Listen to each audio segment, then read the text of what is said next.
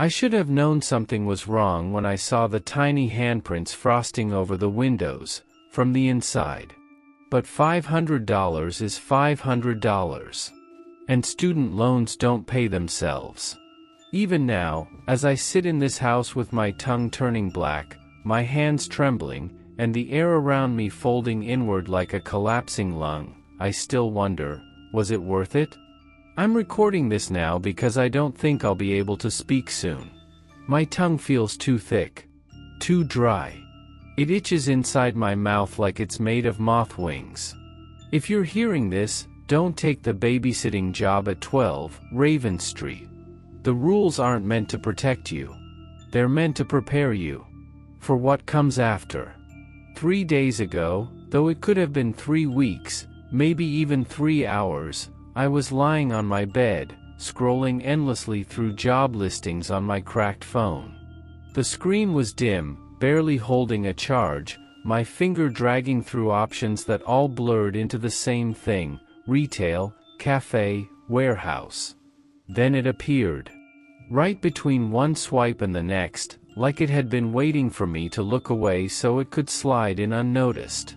Experienced babysitter needed. 1 night only. Historic home. $500 cash. Must be exactly 21 years old. No exceptions. Photography experience preferred. Contact unavailable. No name. No return email. No details about the children. Just that. Cold, precise. Like a classified ad for something far more permanent than childcare. The age requirement should have bothered me. The photography bit even more. Why would they need someone with a camera to watch children? But my bank account had less than $20 in it, and my final project for my photography degree was due next week. I didn't have time to think. I barely had time to breathe. I called the number. There was no ringing sound, just static. And then a voice. "Miss Winter," it said, and my spine stiffened. I hadn't given my name. Yes. "This is Mrs. McKinnon." Her voice crackled like dry leaves. "The children are looking forward to meeting you. Come at sunset." I opened my mouth to ask about the children, the job, the house, the reason she sounded like she was speaking through an antique radio. But she'd already hung up. That evening, the sky was a bruise, purple, fading into yellow where the sun clawed at the horizon. I found 12 Raven Street tucked at the end of an old cul-de-sac, hidden between towering trees that leaned a little too close to the roof. The house stood tall and rotting in places, a Victorian holdover that seemed to resist time by sheer will. Its windows reflected the dying light like broken glass teeth. I remember gripping the strap of my Nikon F2 camera, it had once belonged to my grandmother, and feeling the cold weight of it like a totem. I didn't remember packing it. But there it was, swinging against my chest like it had always been meant to come with me. As I stepped onto the path leading to the house, the air changed. Colder. Too cold for October in New England. My breath misted out in front of me. Dead leaves whispered underfoot, curling around my boots like fingers trying to trip me. Each step on the porch groaned under my weight, but it wasn't random. There was a rhythm. 4 short, 1 long. Like knocking. Like Morse code. Before I could raise my hand to knock, the door creaked open. There stood Mrs. McKinnon. She wore a high-necked black dress made of stiff lace and satin, like something torn out of a daguerreotype. Her hair was twisted into a style that didn't belong to any decade I knew. And her smile, sharp, knowing, too wide, made my skin feel too tight. "Iris Winter," she said, savoring my name like it was a secret she wasn't supposed to speak out loud. How appropriate. "Please, come in. The children are eager." The foyer smelled of old paper, cinnamon, and something metallic. A tall grandfather clock ticked erratically in the corner. Its hands jittered forward, then back, like time was unsure of its direction. Photographs lined the hallway, but something was wrong with them. Each picture was out of focus, blurry around the edges. The people in them seemed caught mid-motion, their expressions half-formed. One woman's face had two mouths. One child had no eyes. Mrs. McKinnon didn't explain. "Oliver and Olivia are in the sitting room," she said, gliding across the floor in silence. "They are always so well behaved. They know what happens when they're not." She didn't elaborate. I didn't ask. I followed her past the photos, my camera bouncing against my ribs. I was sure the hallway stretched longer than it should have. We walked past the same table 3 times. Or maybe 3 versions of it. The sitting room was preserved in amber. Heavy red curtains framed tall windows that I swore looked out onto a garden, even though the house had no yard. A rocking chair swayed slowly in an unseen breeze. Then the children appeared. 1 second the room was empty. The next, they were there. Standing side by side, impossibly still.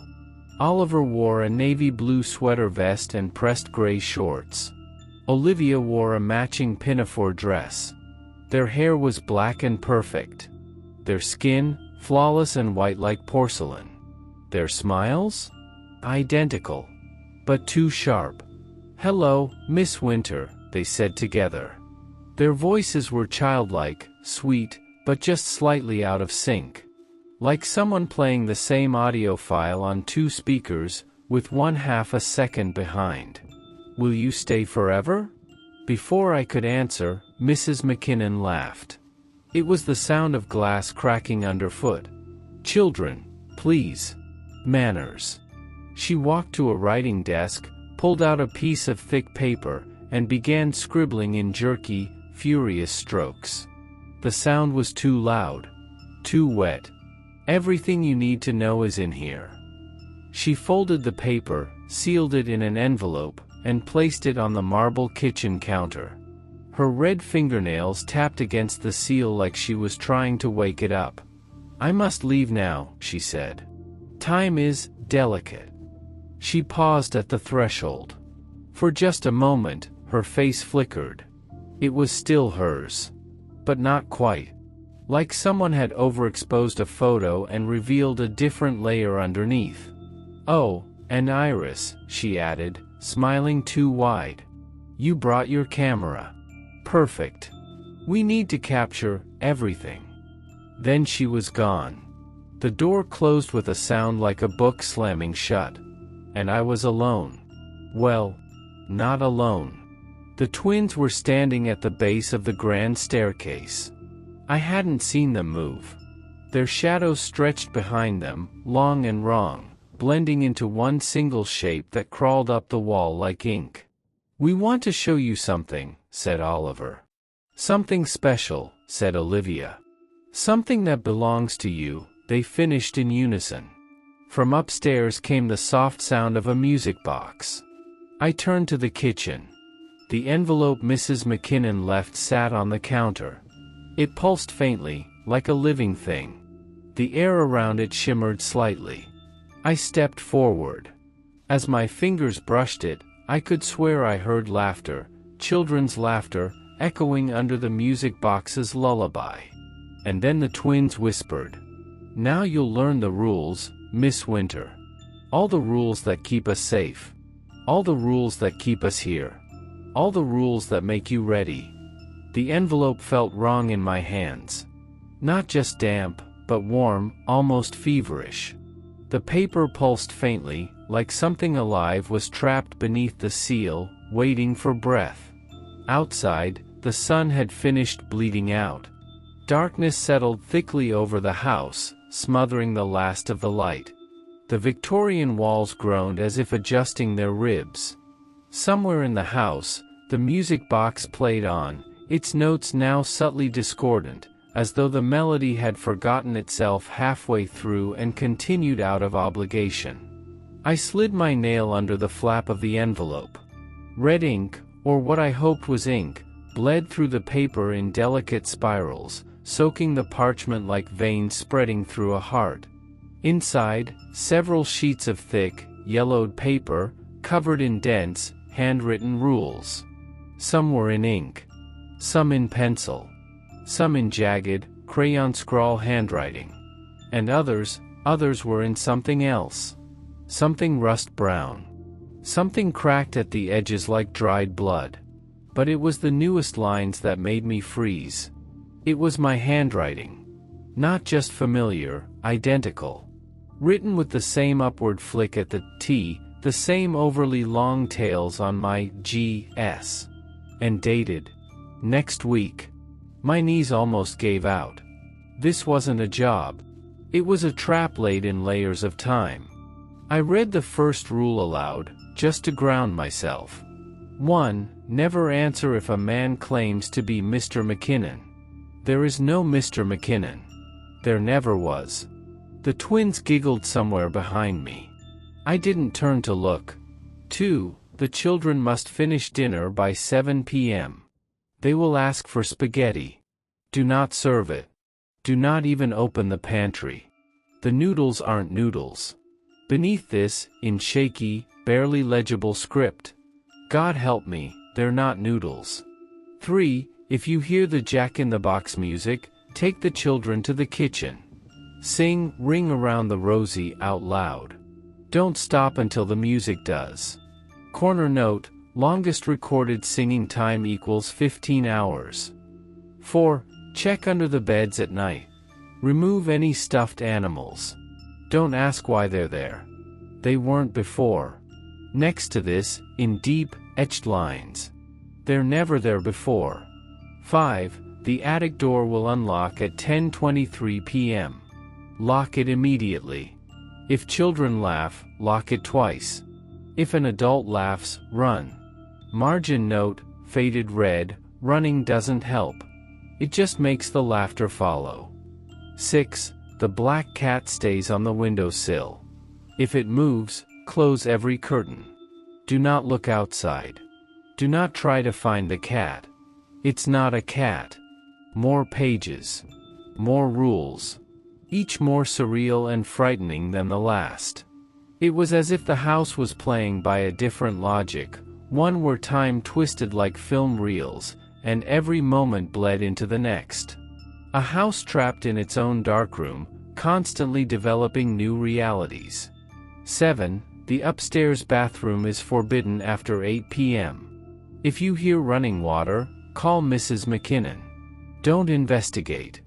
Underlined, the water turns red. Then black.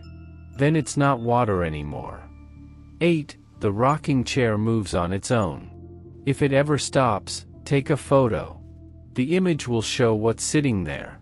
Next to this. The camera shows what's really there. Not what your eyes see. 9. Only read the blue book. The children will ask for others. They know better. Margin, the other books read themselves. The other books read you. 10. Lights off in this order: kitchen, living room, hallway, porch. If any light turns back on, leave. No matter what. Leave. Final note. They always turn back on. They want you to see what's waiting in the dark. Then, scribbled in a frantic scrawl across the bottom of the final page. P.S. If you see a third child, ignore it. There are only 2. P.P.S. I'm sorry you had to find out this way. A breath exhaled behind me. Cold. Damp. We're hungry, Miss Winter, Oliver said, his voice directly in my ear. It's almost 7, Olivia added from behind the opposite shoulder. I turned. They stood far too close, their eyes wide, unblinking. Can we have spaghetti? They asked together. I checked the grandfather clock. It struck 7, loud, uneven gongs that rattled through my bones.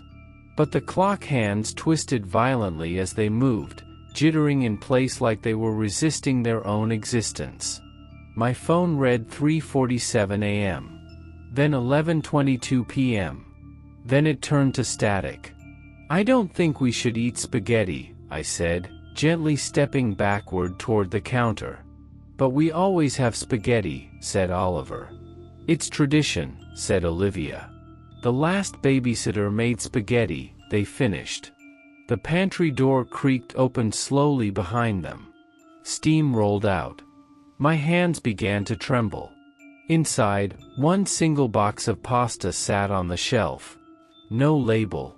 Just spaghetti etched into the side in black marker. The cardboard pulsed. I think we should wait, I offered, voice tight. The twins tilted their heads, still smiling. But we're so hungry, Olivia said. Her teeth gleamed too brightly. And look, the water's already boiling. It was. I hadn't filled a pot. But one sat on the stove, bubbling violently. The heat warped the air above it, shapes forming in the steam, twisting, screaming faces, mouths open wide. I reached for my phone again. Static. Numbers danced across the screen like maggots. It won't work when we're hungry, whispered Oliver. Nothing works but spaghetti, said Olivia. Their voices layered over each other now. One speaking forward. One backward. Against my better judgment, or maybe because judgment no longer functioned in this house, I picked up the box. It rattled in my hands. Not like dried pasta. Like something inside was alive. I opened it. It smelled of iron and rot. The noodles weren't noodles. They squirmed as they hit the boiling water, curling like wet hair. The twins sat at the table, chairs creaking in perfect sync, feet swinging slightly off the floor. They waited, hands folded neatly, smiles never faltering. The spaghetti moved in the pot. It fought the boil. I drained it, gagging as I caught sight of a small black eye nestled among the strands. I blinked, and it was gone. I plated the pasta, placing it before the twins. The noodles arranged themselves into a spiral. Oliver took a bite. The noodles writhed up into his nose. Olivia laughed. Her mouth opened too wide, stretching past her jaw, almost ear to ear. Then she whispered, "Now we show you what happened to the last babysitter who broke the rules." The moment Olivia whispered those words, the kitchen radio crackled to life on its own. At first it was only static, dry, hissing like breath between broken teeth. Then, beneath the noise, something began to emerge. A song. Ring Around the Rosie. But it wasn't right. The melody played backwards, slower, warped, as if the record were melting. Then came the sound of wet chewing. From upstairs. The same upstairs where the music box had started playing the moment I'd arrived. Where the attic door would unlock at 10:23 p.m. The twins pushed back their chairs with a scraping sound that made my ears throb. Pasta still hung from Oliver's nose. Olivia's hands were sticky with sauce that looked too dark to be tomato. They reached for my hands. Cold. Damp. "Time to dance, Miss Winter," Oliver said. "The Jack-in-the-Box is waiting," Olivia added. And then, in unison, "We love this part." I didn't want to follow. I wanted to run, scream, tear the camera from around my neck and hurl it into the boiling pot.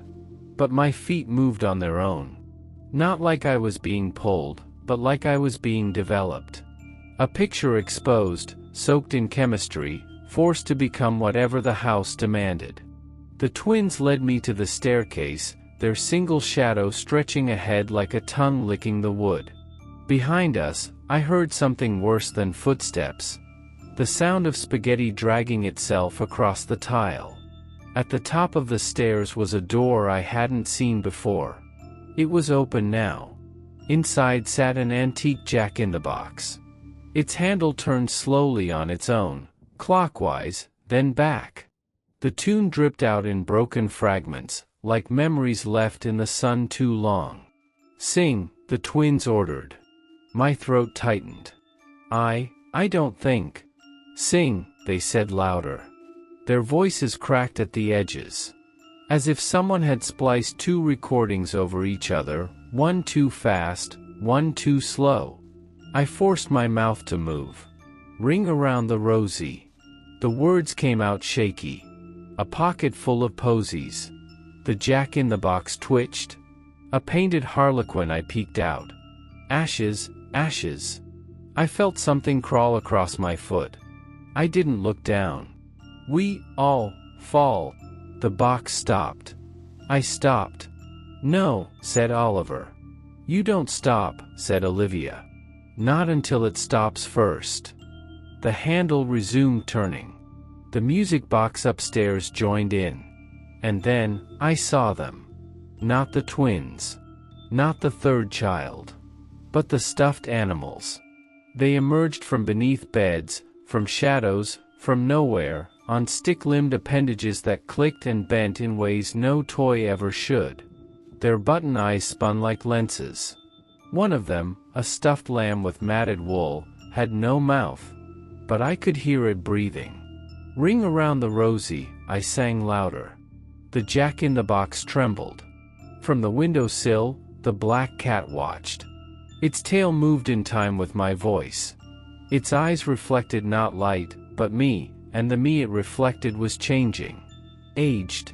Younger. Hollowed. Bloomed. My voice cracked. I was still singing. Ashes, ashes. The music didn't stop. It grew. Distorted. Reversed. Layered with children's laughter. 15 hours. That's what the note had said. 15 hours was the record. I couldn't. I wouldn't. But I did. I sang until my voice bled. Until my lips blistered from the cold air rising through the attic door. Until the room shifted, became less a room and more a camera, each wall a shutter, every moment developing in real time. My vision swam. I could see layers of time, peeling back like an onion. Other babysitters. Other Iris Winters. All standing where I stood. Some screaming. Some still. One, the most recent, was smiling with Mrs. McKinnon's face. The mirror rippled beside me. In it, I saw myself, wearing the same black dress. My lips painted red. My smile too wide. But it wasn't me. Not yet. And then, finally, the jack-in-the-box popped. The clown within had no face. Just a camera lens where its mouth should be. The music stopped. So did my voice. I dropped to my knees. And for one horrifying moment, the mirror smiled back on its own. The silence that followed the music's end was worse than any sound that had come before. It wasn't a peaceful silence. It was the kind of silence that waited. Watched. Hummed beneath the skin like static in the blood. My ears rang. My throat felt raw, like the song had clawed its way out with barbed wire. My knees ached from kneeling on hardwood that had begun to sweat, yes, sweat, as though the floorboards were flesh. The twins didn't speak. They simply stood there, side by side, hands folded neatly, heads tilted like antique dolls. And smiling. Always smiling. I tried to get up, but my legs didn't respond at first. I reached for the wall, for support, but my hand landed on something soft. A photograph. Except it wasn't just hanging there. It had grown out of the wallpaper. I leaned closer. My vision swam. It was me. But not from tonight. Not from now. This version of me wore the black dress, the same one Mrs. McKinnon had worn, and stood in the same hallway, holding hands with Oliver and Olivia. My face was blurry. Not from poor exposure, but from movement. Or transition. I jerked my hand back, heart thudding. More photos began to appear. On the ceiling. The stairs. The frames along the hallway that I'd passed earlier. They were developing in real time, like a darkroom had exploded into the house's air.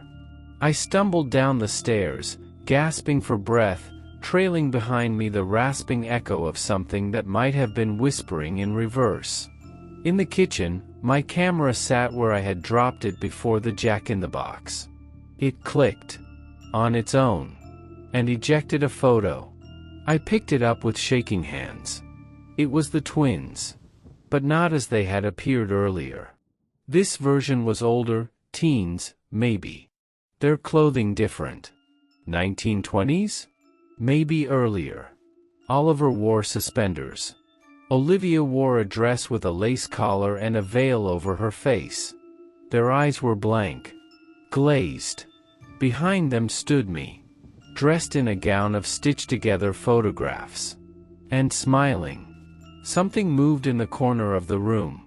I turned, camera up, out of instinct more than purpose. Click. The flash illuminated the rocking chair. It had stopped. I looked at the photo as it developed in my hand. And froze. A woman sat in the chair. Barefoot. Pale. Wearing a hospital gown. No face. Just my grandmother's Nikon F2 where her head should be. The camera lens stared straight at me. My stomach turned. I staggered back, bumping into the kitchen counter. The rules sheet still lay there. But now there were more pages. They hadn't been there before. I picked up one. Then another. Each one was written in different handwriting, on different paper. Rules. Instructions. Desperate scribbles. Dates from decades apart. Rule 3, never leave the house before sunrise. If you try, you'll just come back in. Rule 6, the camera shows what's coming, not what is. Rule 11, don't photograph the third child. It remembers. That phrase again. The third child. The one I hadn't seen. The one I kept almost seeing. The one who, according to the rule, had been standing behind me since I arrived. And then, another photo popped from my camera. Hands shaking, I picked it up. I gasped. It showed the hallway. The twins. And a third figure between them. A small child in old-fashioned clothes. Head bowed. Face obscured by shadow. But in its hands, a toy rabbit. A very specific toy rabbit. One I hadn't seen since I was a child. Mr. Whiskers. I dropped the photo like it had burned me. The toy had disappeared on the night before my 21st birthday. I had torn my childhood bedroom apart trying to find it. It had never turned up. Yet there it was, in the hands of the child who wore my shape, just younger. A child with my chin. My left side cowlick. My missing baby tooth on the lower right. The twins' voices came from the living room. You're wondering about the third child, Oliver said. The one in the mirror, Olivia added. The one who's always been behind you, they said together. I turned slowly. My camera clicked again. The flash lit up the kitchen. And there, right beside the refrigerator, stood me. Or rather, the child version of me. Pale. Hair slightly too long. Holding Mr. Whiskers in both hands, like a peace offering. Its eyes were glassy. Unblinking. And its mouth moved with my voice. Tag, it whispered. You're it. I didn't scream. I didn't run. Something about seeing that child, myself, but not, stripped me of those reactions. They would have been appropriate if what I faced was unfamiliar. But this thing, this third child, wore my past like an old photograph dug from a forgotten drawer. And it was smiling. Not with cruelty. Not with warmth. But with certainty. The certainty of something that had been here before me. Something that had waited. You brought Mr. Whiskers, I whispered, voice cracking. The child nodded. Its head moved in slow, almost mechanical jerks. The toy rabbit in its hands was as I remembered, gray with a pink nose and a blue ribbon. But the eyes had been replaced. Each socket now held a tiny ticking clock. The minute hand spun backward. What are you? I managed to ask. It didn't answer right away. It simply turned and began walking toward the hallway mirror. Mr. Whisker's stiff limbs dragged behind like a ragged flag. "I'm you," the child finally said. "I'm what was taken." In the mirror, I watched as it approached its reflection. But the reflection didn't match. It wasn't a child's reflection. It was mine. Older. Hollow-eyed. Wearing the McKinnon dress. I stepped toward it, compelled by something deep and buried. Something true. My reflection didn't copy me. It moved independently. A second too soon. A second too late.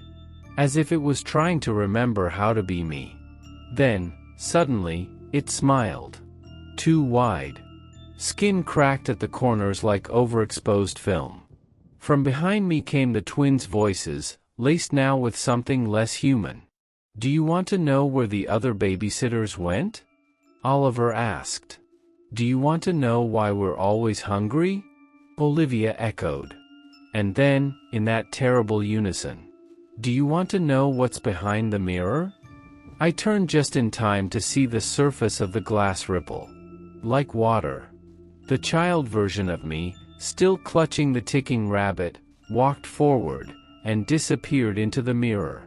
The glass rippled again, and then went still. I ran. Not from fear. From need.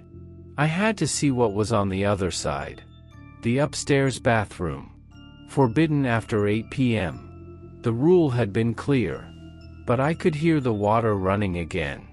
Worse, laughing floated just beneath it. Like someone was blowing bubbles in blood. I reached the bathroom door. It was open now. The tile floor was wet. The water in the tub was black. Not murky. Not dirty. Black. Like ink. Like undeveloped film. And floating inside, barely breaking the surface, were photographs. Hundreds of them. I stepped closer. They began to rise. One floated toward me, drifting like a leaf. I picked it up, hands slick with moisture. It was a photo of the twins. Younger than I'd seen them. Infants. But their eyes were still the same. Ancient. Knowing. Another floated closer. This one showed a young woman, early 20s, in the McKinnon dress. Not me. Someone else. Hair tied back. A stitched smile held in place with black thread. On the bottom edge, scrawled in wet ink. I didn't sing fast enough. I backed away. But the mirror above the sink pulled me. And I looked. Not because I wanted to. Because I had to. The reflection smiled. My smile. But my face wasn't mine anymore. It was hers. Mrs. McKinnon's.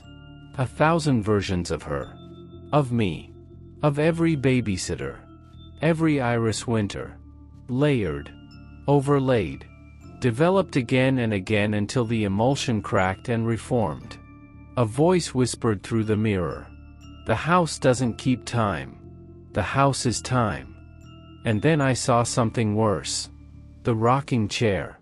It had moved again. But in the reflection, it was full. Every previous babysitter. All of them sitting. All of them staring. All of them smiling. The door slammed behind me. The tub bubbled. A photo floated up to my feet. It was of me. Tomorrow. Face half gone.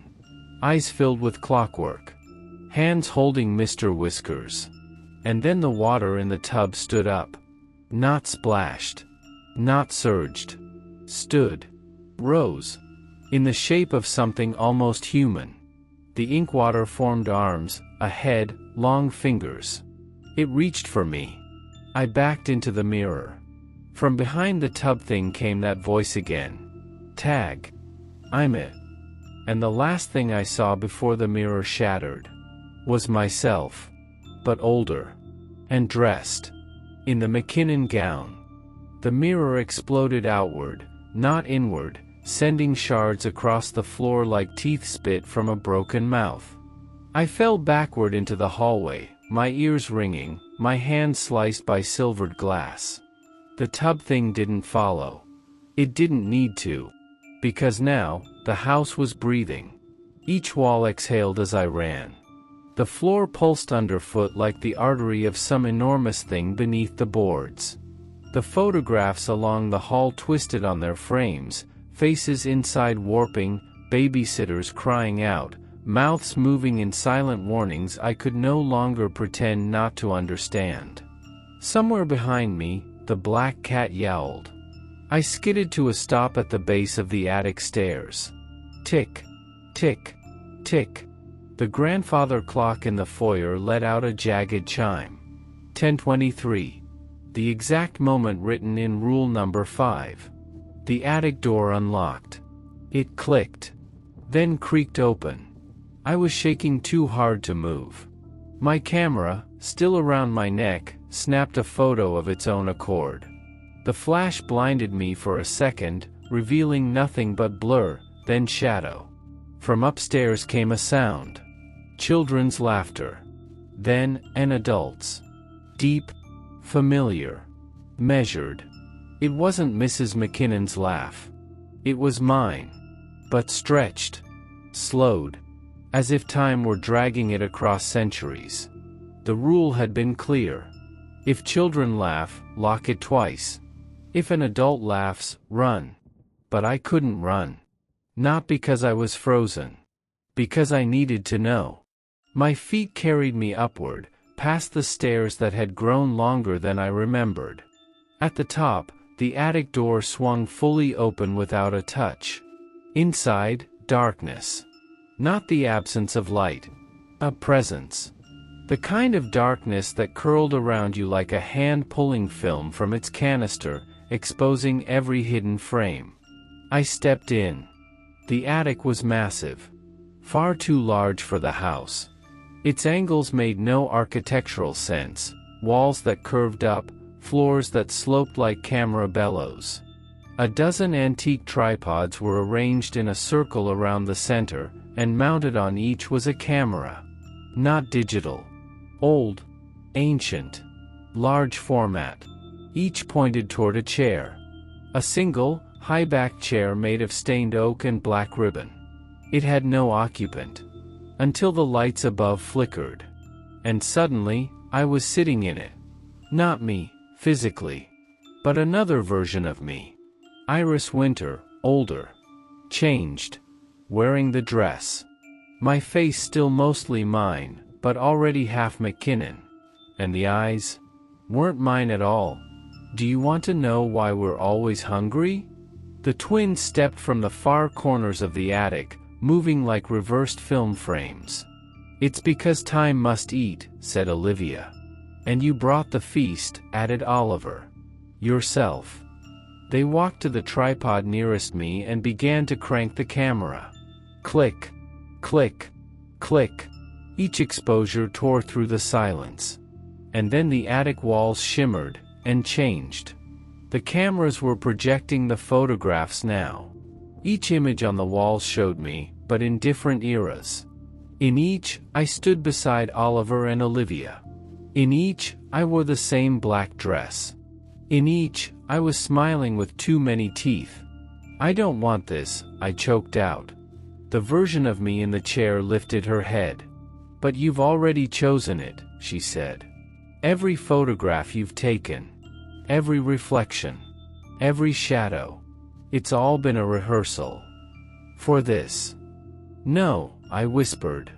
Yes, all three said in unison, Olivia, Oliver, and the woman in the chair. Another voice added softly, yes. I turned. The third child had returned. Standing just beside the final tripod. He, she, it, held Mr. Whiskers to its chest like an idol. I tried to warn you, the third child said. I always try. But we always end up here. We? I asked. The child nodded slowly. Because I was the babysitter once. Long ago. I became the third child when I tried to stop the cycle. My knees gave way.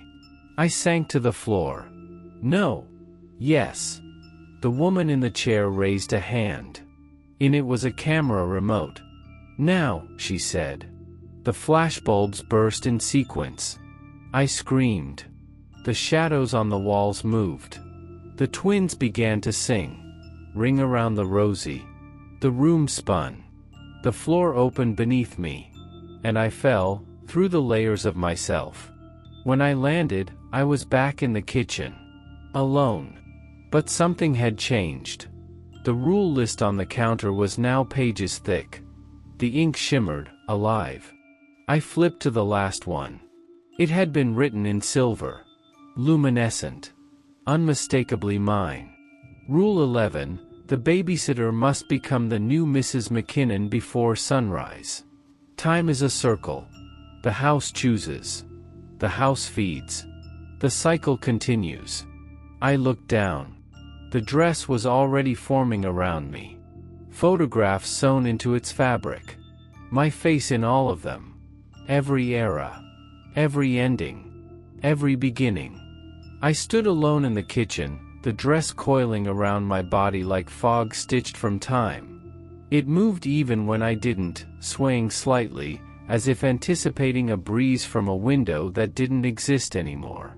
The photographs that formed its fabric were warm, soft to the touch. But as I brushed my hand across them, I realized each one pulsed faintly beneath my fingers. They were alive. Every square was a moment. And every moment was me. In one, I stood outside the house, 12, Raven Street behind me, reaching for the doorknob for the first time. In another, I cradled Oliver in my lap as he bled ink from his eyes. In yet another, I sat at the attic chair, staring out into darkness, the camera shutter in my chest opening and closing with every breath. I tried to speak. Tried to scream. But no sound came. Only the quiet clicking of a camera shutter echoed inside me now.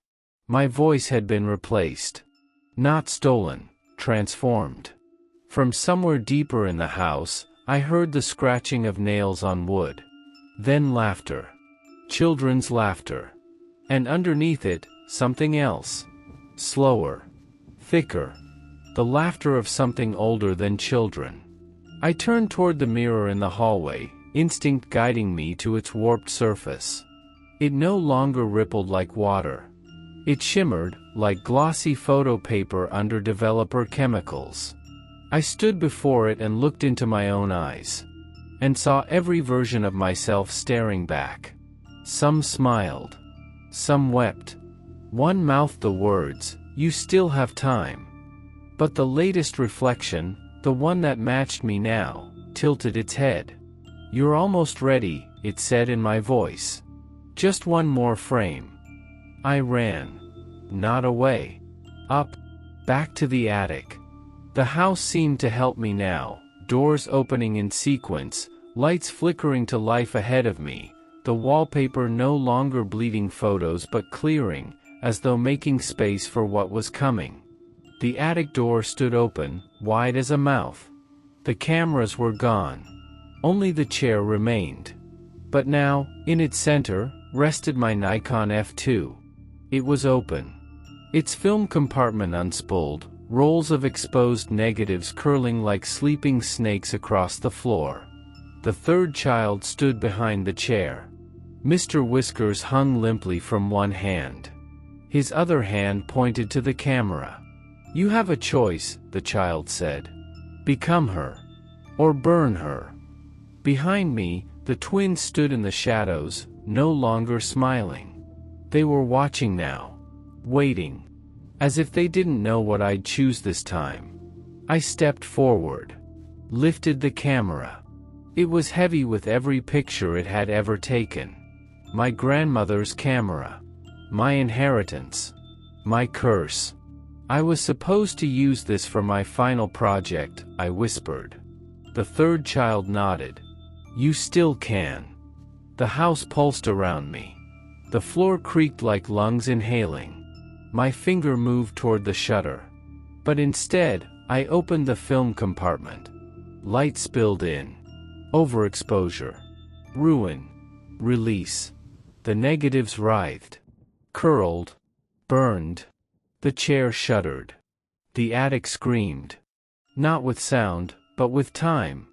Dozens of clocks erupted from the walls, their hands spinning wildly, forward, backward, collapsing into one another like collapsing stars. The twins shrieked. The third child smiled, for the first time. "Good," they said. "Now run." I bolted. Down the attic stairs. Through the hallway of shrieking photographs. Past the bathroom where the tub now foamed with light instead of ink.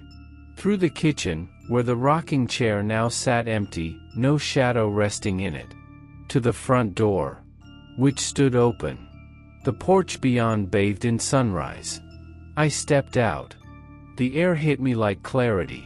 Cold. Sharp. Real. I turned to look back at the house. Its windows were dark. No faces pressed against the glass. No handprints on the frost. Only silence. But I knew it watched. Always had. Always would. And then, my camera clicked. Once. On its own. It ejected a photograph. I held it in shaking hands. It showed the front porch. Me, standing where I was now. But older. Wearing the McKinnon dress. Smiling. And behind me, the twins. Still watching. The photograph slipped from my hands. It didn't fall. It floated. Suspended in the early morning air like a leaf refusing to touch ground. The paper curled gently as if warming in sunlight, though the sun hadn't risen past the trees yet. I stared down at it, the image already fading, the colors bleaching out. A trick of the light, or something deeper? I turned back toward 12 Raven Street. But the house was gone. In its place stood an empty lot overgrown with wildflowers and thornbush. No path, no porch, no windows to reflect anything at all. Only the faint outline of a foundation, charred black in the grass. My lips moved before I could think. It's gone. And then. No. It's been gone. My memory itched, fraying like burnt film edges. Had I ever really been inside? Had I imagined the children, the rules, the attic full of tripods and time? Had I ever taken that first photograph? Then I looked down at my camera. The Nikon was still warm in my hands. The lens cracked. The viewfinder fogged from the inside, as if something had breathed into it. I tried to rewind the film, but the crank wouldn't budge. I opened the compartment, and found it empty. No negatives. No evidence. No proof. But something was inside the chamber. A slip of paper. It was curled tight and dry to the touch, like a dried flower stem. I unfurled it slowly, heart pounding. Only 4 words. You rewrote the rules. The following weeks passed in fragments. Time felt different. Still unstable. I'd check my watch and realize an hour had passed in 5 minutes. Or blink and find I'd skipped whole afternoons. But I was back. Back in the world. Classes resumed. I turned in my final photography project. Somehow, my professor called it haunting. Said the negatives I submitted, which I had no memory of developing, were experimental genius. One of the photographs showed a little girl holding a rabbit. Another, a hallway with too many shadows and no light source. The third was me, slightly out of focus, standing in a rocking chair that shouldn't have held my weight. I tried to destroy them. I burned them in a sink behind the studio building. But they came back. Not literally, not the same pieces of paper. But every time I looked through the viewfinder now, I saw the house. Faintly. In reflections. In the dark corners of unused rooms. In puddles on the sidewalk. And always, always, in dreams. One night, months later, I awoke to the sound of a knock. Not on my apartment door. But on the mirror. I froze, heart thudding. The mirror in the hallway was shaking, gently, like something was waiting politely. I stood. Walked toward it. My feet were cold on the wood floor. In the mirror, I saw myself. But not quite. This reflection was older. Wearing black. Hair up. Smile sharp. Behind her, 2 children, standing in matching navy blue clothes. 1 boy. 1 girl. Their mouths moved, but I couldn't hear the words. Then I leaned in. Close enough to fog the glass. And I heard it. Tag. You're it,